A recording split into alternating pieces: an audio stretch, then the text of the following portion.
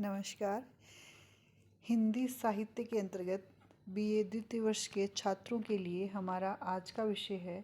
रीतिकाल में अपना महत्वपूर्ण स्थान रखने वाले महाकवि भूषण की काव्यगत विशेषताएं। इससे पूर्व हमने रीतिकालीन साहित्य के विभिन्न कवियों का साहित्यिक परिचय प्राप्त किया था या उनके साहित्य की विशेषताएं हमने प्राप्त की थी। हिंदी साहित्य के इतिहास में जो 17वीं शताब्दी से 19वीं शताब्दी तक का जो कालखंड है उसे रीतिकाल के नाम से अभिहित किया गया है। इस रीतिकाल में मुख्य रूप से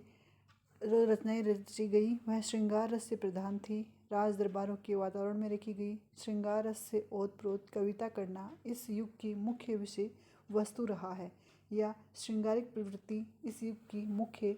विशेषता रही। परंतु इस युग में श्रृंगार रस की भावधारा में नह बहकर एक कवि ऐसे भी थे जिन्होंने अपनी एक अलग धारा बहाई या अलग धारा में काव्य रचना की तथा युगीन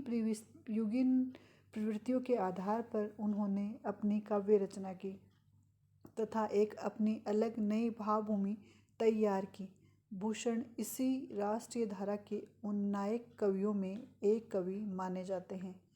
उनकी वाणी बार बार आक्रमणों को झेलती जनजीवन को आशा का संवाद सुनाती है। उनकी ओजस्वी भाषा ओज एवं उत्साह को साक्षात उपस्थित करती है तथा जो इस काल में रीति ग्रंथों को रचने की एक परंपरा थी, अलंकार ग्रंथों का निर्माण करना, रस से संबंधित ग्रंथों का निर्माण करना या इसी प्रकार की परिपाटी में जो काव्य रचना की जा रही थी उसी परिपाटी को अपनाते हुए इन्होंने अपनी एक नवीन काव्य धारा का भी सूत्रपात किया तथा वीर काव्य धारा के प्रणेता के रूप में अपनी एक अलग पहचान बनाई। भूषण का स्वर मूलतः वीर पूजा एवं वीर प्रशस्ति का स्वर है। वास्तव में भूषण ने अपने युग की समस्या को सशक्त रूप से अभिव्यक्ति काव्य के माध्यम से प्रदान की है। ये हम जानते हैं या रीतिकालीन पृष्ठभूमि के अंतर्गत देखते हैं कि इतिहास की दृष्टि से या राजनीतिक पृष्ठभूमि के अंतर्गत वह शासन या वह शासक औरंगजेब के समय का शासनकाल माना जाता है। औरंगजेब ने किस प्रकार से हिंदू जनता पर अत्याचार किया थे तथा उसके अत्याचारों से किस प्रकार हिंदू जनता त्रस्त थी। उसी के साथ साथ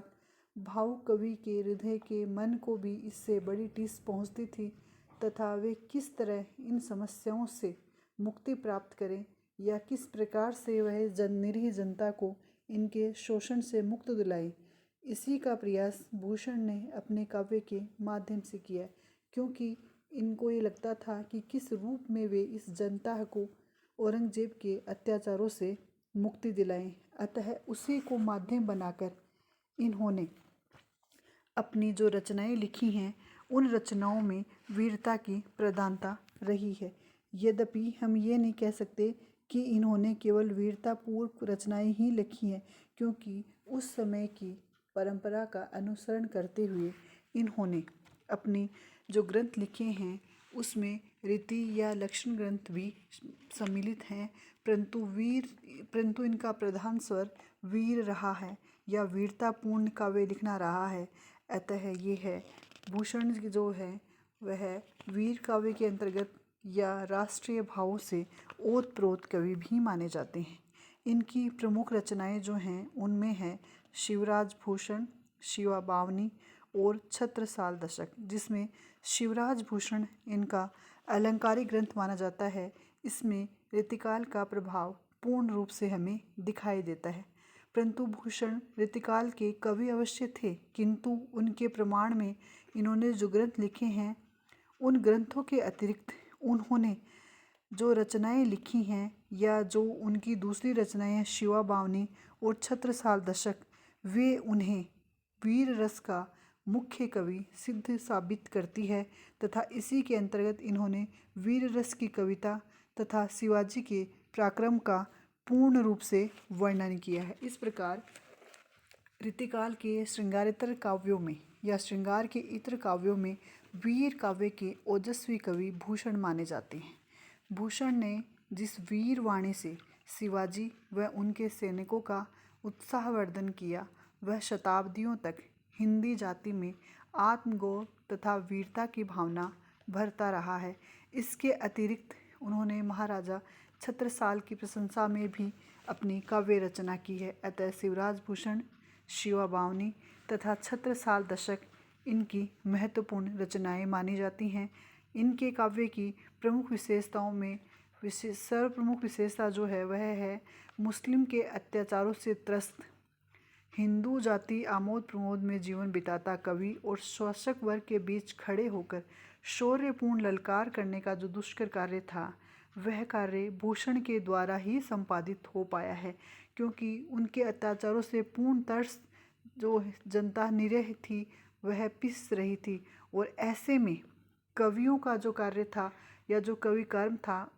जैसा कि रीतिकालीन साहित्य, रीतिबद्ध या रीतिसिद्ध साहित्य हम पढ़ते हैं, तो उसके अंतर्गत हम यही देखते हैं कि रीतिकालीन कवियों ने अपने साहित्य की रचना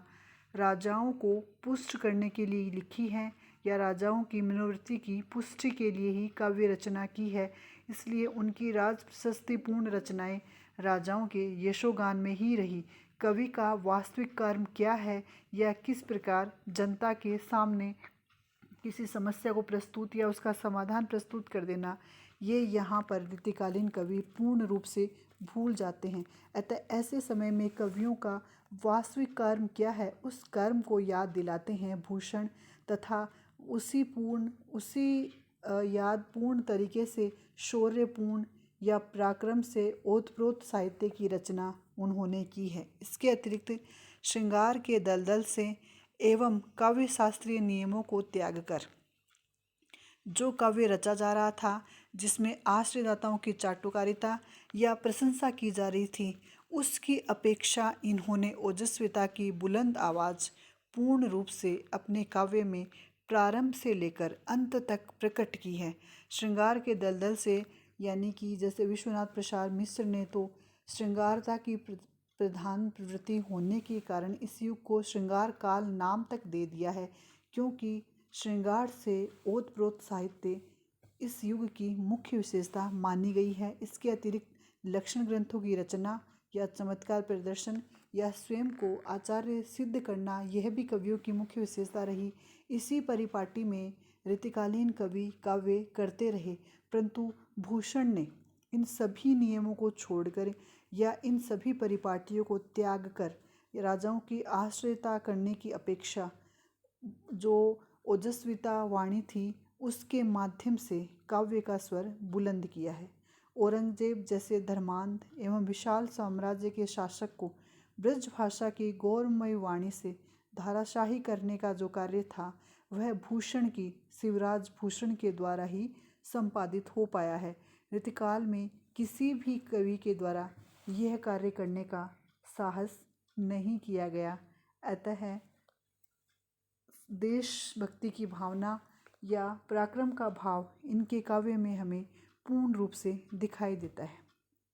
इसके अतिरिक्त साहित्यिक क्रांति करते हुए भूषण ने वीर और भयानक रस में ही अपने शौर्य का प्रदर्शन किया, अर्थात जिस परिपाटी में रीतिकालीन काव्य श्रृंगार रस को प्रधान विषय वस्तु बनाकर लिखा जा रहा था, उस प्रधान विषय वस्तु को छोड़कर लीक से हटकर इन्होंने जो रस चुना वह रस था वीर तथा भयानक, अर्थात इन्होंने पूर्ण रूप से परिपाटी का अनुसरण नहीं किया तथा अपने साहित्य में एक अलग ही प्रकार के स्वर को बुलंद किया, जिसमें वीरता तथा राष्ट्रीयता के भाव हमें पूर्ण रूप से दिखाई देते हैं। इसके अतिरिक्त छत्रसाल और शिवाजी की जातीय प्रेम तथा वीरत्व को ओझून के माध्यम से भूषण ने अमर बना दिया तथा उनका जो वर्णन इनके द्वारा किया गया है, उसके द्वारा इन्होंने पूर्ण रूप से इन शासकों को भी साहित्य में या यूँ कहें कि समाज में एक वीर राजा के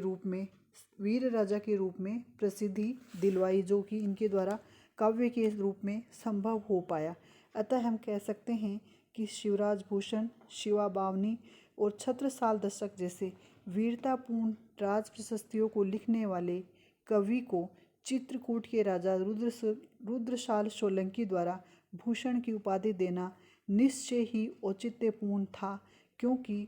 भूषण एक राष्ट्र कवि थे तथा राष्ट्रीय भावों से ओतप्रोत उनके साहित्य की मुख्य विशेषता मानी गई है।